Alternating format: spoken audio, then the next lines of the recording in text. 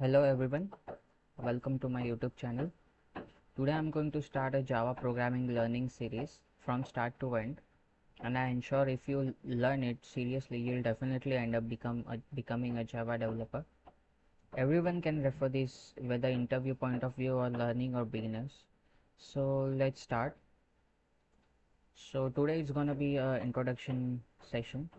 So I'll give you a brief introduction about Java. What is Java? So Java is a programming language made by James Gosling at Sun Microsystem in 1995. Later it was bought by Oracle. Now Oracle owns the Java, and Java is one of the most popular language presently in the world. So learning Java is definitely worth it. So let's start. And I have personally made Java programming PPT, so I'll refer it to it and I'll explain it to you. So let's begin.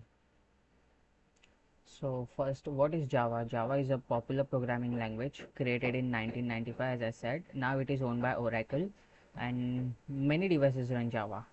And it is basically used for developing mobile application, especially Android apps. Android apps are developed, backend is developed in Java. Uh, Desktop applications, we can also make desktop applications, web application, games, database connection, and much more. Yeah, so pretty much everything we will do it in Java.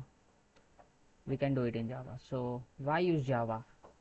So basically Java can run on any different platforms, let it be Windows, Mac, Linux, or Raspberry.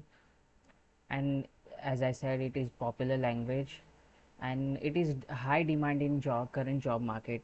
Yeah, if you become a Java developer, you'll definitely end up having a good job in the market, because Java is very known for job marketing. It is easy to learn and simple to use, whether you're not from programming kind of background, so you can learn it, as it is closer to C and C sharp and C++, so not a big deal to learn Java. And it is open source and free, means anyone can use it freely, and anyone can uh, make changes as per their choice because of its open source license. So yeah, it is secure, fast, and powerful. For security, it provides many functions, and it is fast and powerful, as it not doesn't take much time for compilation and run. It has a huge community supports. Yeah, Java is an object oriented language, means it follows OOPS principles. I'll tell you later on about the OOPS principles. OOPS principles generally provide some more functionality and gives a clear structure to the program.